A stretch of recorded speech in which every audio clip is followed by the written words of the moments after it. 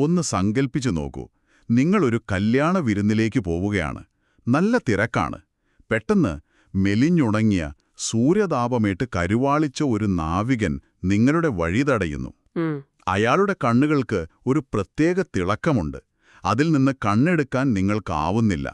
രക്ഷപ്പെടാൻ ശ്രമിച്ചിട്ടും അയാൾ നിങ്ങളുടെ കയ്യിൽ പിടിച്ചിരുത്തി ഒരു ഭയാനകമായ കഥ പറയാൻ തുടങ്ങുകയാണ്. അപ്പം നമ്മൾ ഇന്ന് സംസാരിക്കാൻ പോകുന്നത് സാമുവൽ ടെയ്ലർ കോൾഡ്രിഡ്ജിന്റെ പ്രശസ്തമായ കവിത the rime of the ancient മറിനറിനെ കുറിച്ചാണ്. അതെ, ഇതൊരു സാധാരണ സാഹസിക കഥയല്ല. ഒരിക്കലുമല്ല.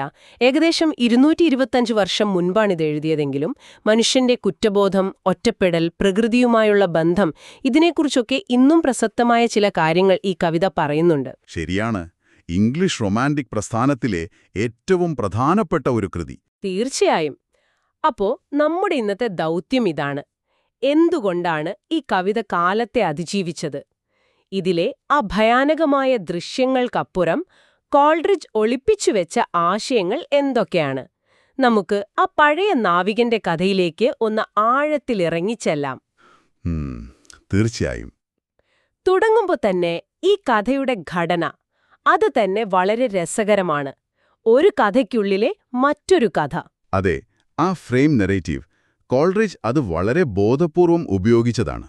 അതെങ്ങനെയാണ് എന്നുവെച്ചാൽ അത് നമ്മളെ കേവലം വായനക്കാരല്ലാതാക്കി ആ കല്യാണത്തിന് വന്ന അതിഥിയുടെ സ്ഥാനത്ത് നിർത്തുകയാണ്.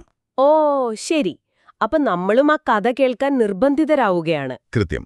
കഥയുടെ ഭീകരതയും അതിലെ ഗുണപാഠവും നമുക്ക് നേരിട്ട് അനുഭവിക്കാൻ വേണ്ടിയുള്ള ഒരു തന്ത്രമാണത്. കഥയുടെ തുടക്കം പക്ഷെ വളരെ സന്തോഷം നിറഞ്ഞതാണ്.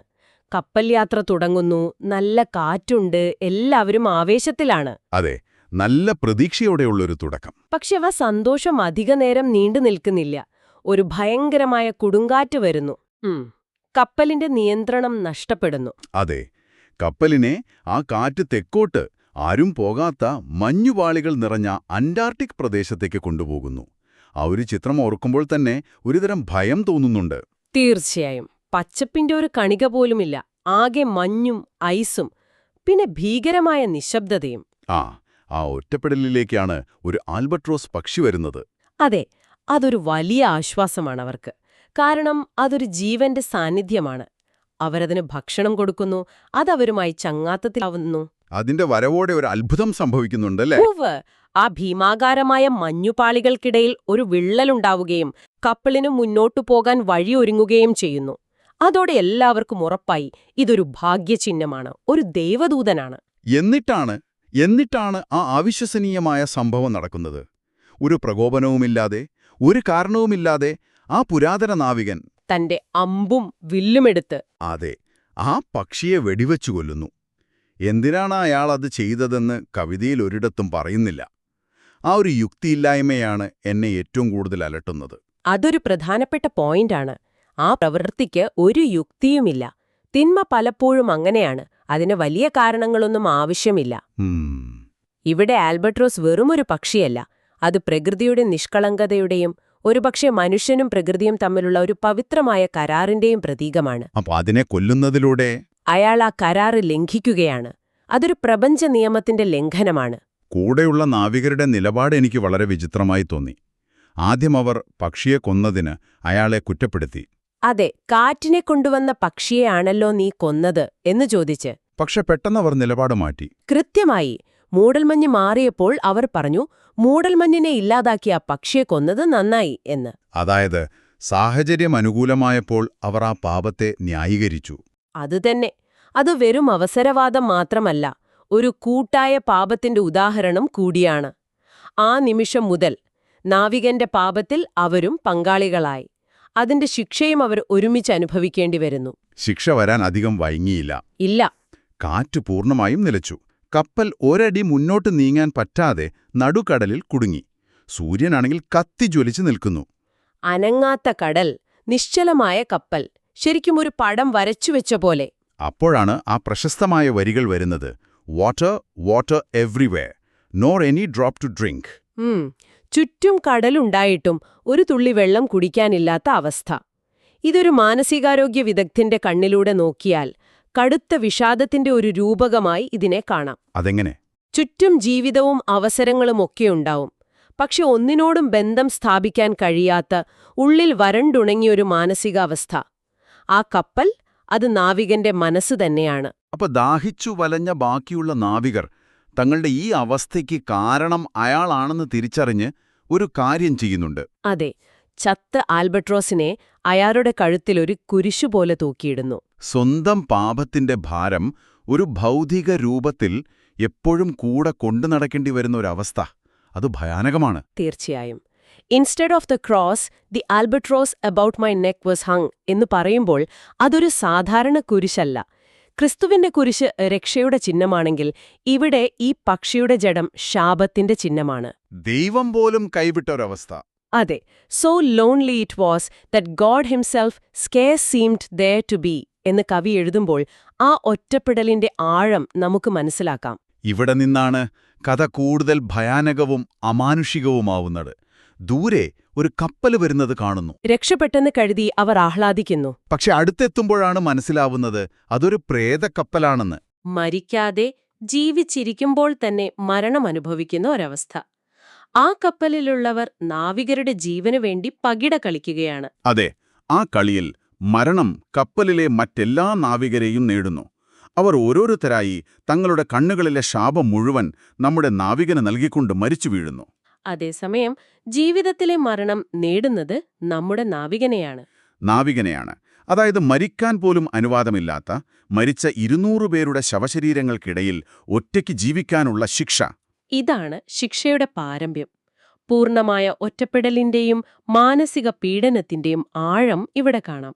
ഈ അമാനുഷിക ഘടകങ്ങളെല്ലാം ഒരുപക്ഷെ നാവികന്റെ ഉള്ളിലെ ഭയത്തിന്റെയും കുറ്റബോധത്തിന്റെയും ബാഹ്യരൂപങ്ങളാകാം. അയാളുടെ ഒരുതരം പേടി സ്വപ്നം പോലെ. അതെ, ഒരു മാനസിക വിഭ്രാന്തി പോലെ. 7 പകലും 7 രാത്രിയും അയാൾ ആ ശവങ്ങൾക്കിടയിൽ കഴിയുന്നു. മരിച്ചവരുടെ കണ്ണുകൾ അയാളെ തുറിച്ചു നോക്കുന്നു. ഇതിനിടയിലാണ് കഥയിലെ ഏറ്റവും പ്രധാനപ്പെട്ട വഴിത്തിരിവ് സംഭവിക്കുന്നത്, അല്ലേ? അതെ, കഥയിലെ ഏറ്റവും മനോഹരമായ ഭാഗവും അതാണ്. ആ ഒറ്റപ്പെടലിന്റെയും വെറുപ്പിന്റെയും ഉച്ചസ്ഥായിയിൽ നിലാവിന്റെ വെളിച്ചത്തിൽ അയാൾ കടലിലെ ജലസർപ്പങ്ങളെ കാണുന്നു. Water snakes. മുൻപ് അവയെ സ്ലൈമി തിങ്സ് അഥവാ വഴുവഴുപ്പുള്ള ജീവികൾ എന്ന് പുച്ഛത്തോടെ കണ്ടിരുന്നയാൾക്ക് ആ നിമിഷം അവയുടെ സൗന്ദര്യം കാണാൻ കഴിയുന്നു. നിലാവിന്റെ വെളിച്ചത്തിൽ അവ നീങ്ങുമ്പോഴുണ്ടാകുന്ന മനോഹരമായ നിറങ്ങളെക്കുറിച്ച് കവി വർണ്ണിക്കുന്നുണ്ട്. സ്വയം മറന്ന് ഹൃദയത്തിൽ നിന്ന് വന്നൊരു സ്നേഹപ്രവാഹത്തിൽ അയാൾ അവയെ അനുഗ്രഹിക്കുന്നു. കവിതയിലെ ആ വരികൾ, "A spring of love gushed from my heart, and I blessed them unaware." എന്റെ ഹൃദയത്തിൽ നിന്ന് സ്നേഹത്തിന്റെ ഒരു ഉറവ പൊട്ടിപ്പുറപ്പെട്ടു. ഞാൻ അറിയാതെ അവയെ അനുഗ്രഹിച്ചു. ഇതാണ് ശാപമോക്ഷത്തിന്റെ നിമിഷം. ഇതൊരു സാധാരണ അനുഗ്രഹമല്ല, അതൊരു തിരിച്ചറിവാണ്. എന്ത് തിരിച്ചറിവ്? പ്രകൃതിയിലെ ഏറ്റവും നിസ്സാരമെന്ന് തോന്നുന്ന ജീവികളിൽ പോലും സൗന്ദര്യവും ദൈവികത്വവുമുണ്ടെന്ന തിരിച്ചറിവ്. ആ നിമിഷം അയാളുടെ അഹംഭാവം ഇല്ലാതാവുന്നു. ഞാനെന്ന ചിന്തയിൽ നിന്ന് മാറി പ്രപഞ്ചത്തിലെ എല്ലാ ജീവജാലങ്ങളും ഒന്നാണെന്ന ആ വലിയ ആശയം അയാൾ അനുഭവിക്കുകയാണ്. ആ തിരിച്ചറിവ് വന്ന നിമിഷം കഴുത്തിൽ ഭാരമായി തൂങ്ങിക്കിടന്ന ആ ആൽബട്രോസ് ഒരു കല്ലുപോലെ കടലിലേക്ക് താഴ്ന്നു പോകുന്നു. അതായത് ആ സ്നേഹം യാന്ത്രികമായി വന്നൊന്നല്ല, പൂർണ്ണമായ വേദനയുടെ ആഴങ്ങളിൽ നിന്നാണ് ആ തിരിച്ചറിവുണ്ടാകുന്നത്. കൃത്യമായി. ആ നിമിഷം അയാൾക്ക് പ്രാർത്ഥിക്കാൻ കഴിയുന്നു. വർഷങ്ങൾക്കു ശേഷം അയാൾക്ക് ഉറങ്ങാൻ കഴിയുന്നു. മഴ പെയ്യുന്നു. അയാൾക്ക് വെള്ളം കുടിക്കാൻ സാധിക്കുന്നു. പ്രകൃതിയുമായി അയാൾ വീണ്ടും ഒന്നാവുകയാണ്. ശാപമോക്ഷം ലഭിച്ചെങ്കിലും അയാളുടെ ശിക്ഷ പൂർണ്ണമായി തീരുന്നില്ല. ഇല്ല. അതാണ് ഈ കവിതയുടെ മറ്റൊരു പ്രത്യേകത. മരിച്ച നാവികരുടെ ശരീരങ്ങളിൽ പുണ്യാത്മാക്കൾ പ്രവേശിച്ച് കപ്പൽ തിരികെ നാട്ടിലെത്തിക്കുന്നുണ്ട്. പക്ഷേ കരയിലിറങ്ങിയ നാവികന് ഒരു പുതിയ തീരാത്ത ശിക്ഷ ലഭിക്കുകയാണ്. അതെ, ലോകം മുഴുവൻ അലഞ്ഞു നടന്ന് ഈ അനുഭവം പങ്കുവെക്കാൻ തനിക്ക് തോന്നുന്നവരോട് ഈ കഥ പറയുക.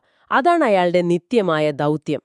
ആ കഥ പറയുമ്പോൾ മാത്രമാണ് അയാളുടെ ഉള്ളിലെ വേദനയ്ക്ക് ഒരു താൽക്കാലിക ശമനം ലഭിക്കുന്നത്. അതുതന്നെ. ഇവിടെയാണ് കോൾറിച്ച് കഥ പറച്ചിലിന്റെയും കലയുടെയും ശക്തിയെക്കുറിച്ച് പറയുന്നത്. കലയ്ക്കു മനുഷ്യനെ മാറ്റാൻ, വിവേകിയാക്കാൻ കഴിയും. അതുകൊണ്ടാണല്ലോ കഥ കേട്ടുകഴിഞ്ഞ കല്യാണ അതിഥി വിരുന്നിന്റെ സന്തോഷം ഉപേക്ഷിച്ച് a sadder and a wiser മാനായി മാറുന്നത്. കൃത്യം. കൂടുതൽ ദുഃഖിതനും എന്നാൽ കൂടുതൽ വിവേകിയുമായ മനുഷ്യൻ. ആ കഥ അയാളെ മാറ്റിമറിച്ചു. കവിതയിലെ ചില ചിഹ്നങ്ങളും വളരെ ശക്തമാണ്. സൂര്യൻ എപ്പോഴും ഒരു ക്രൂരനായ കഥാപാത്രത്തെ പോലെയാണ് വരുന്നത്, അല്ലേ? അതെ, ശിക്ഷ നൽകുന്ന കഠിനമായ ഒരു ശക്തി. പക്ഷെ ചന്ദ്രൻ വരുമ്പോൾ ഒരു ആശ്വാസമാണ്. റൊമാൻറ്റിക് കവികൾക്ക് എപ്പോഴും ചന്ദ്രനോടൊരു പ്രത്യേക ഇഷ്ടമുണ്ടായിരുന്നു. സൂര്യൻ യുക്തിയുടെ പ്രതീകമാണെങ്കിൽ ചന്ദ്രൻ ഭാവനയുടെയും സൗന്ദര്യത്തിന്റെയും ദൈവീകമായ കൃപയുടെയും പ്രതീകമാണ്. നിലാവിന്റെ വെളിച്ചത്തിലാണല്ലോ അയാൾക്ക് ആ തിരിച്ചറിവുണ്ടാകുന്നത്. അതെ, അതുപോലെ കണ്ണുകളും. നാവികന്റെ ഗ്ലിറ്ററിംഗ് ഐ അതിഥിയെ പിടിച്ചിരുത്തുന്നു.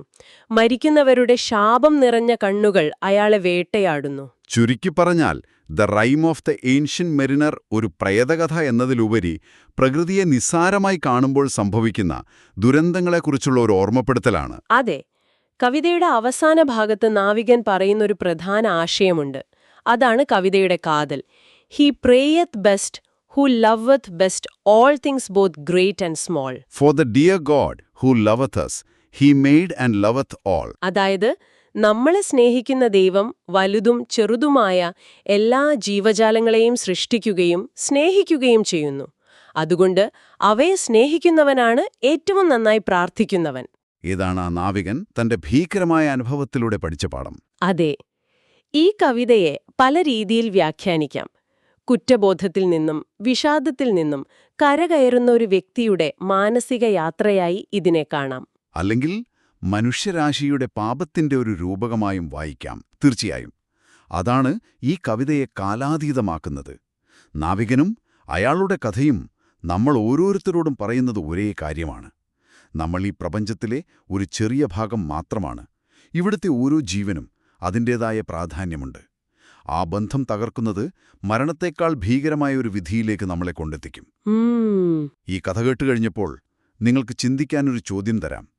നമ്മുടെ പ്രവൃത്തികൾ ചുറ്റുമുള്ള ലോകത്തെ എങ്ങനെ ബാധിക്കുന്നുവെന്ന് നമ്മൾ പലപ്പോഴും മറന്നുപോകാറുണ്ടോ? ഒരു ചെറിയ, തികച്ചും അപ്രധാനമെന്ന് നമുക്ക് തോന്നുന്ന ഒരു പ്രവൃത്തിക്ക് നമ്മൾ ഒരിക്കലും വിചാരിക്കാത്തത്ര വലിയ പ്രത്യാഘാതങ്ങളുണ്ടാകാൻ സാധ്യതയില്ലേ? ആ ആൽബർട്ട് റോസ് അത് നമ്മുടെ ഓരോരുത്തരുടെയും ജീവിതത്തിൽ ഏതു രൂപത്തിലായിരിക്കാം വരുന്നത്?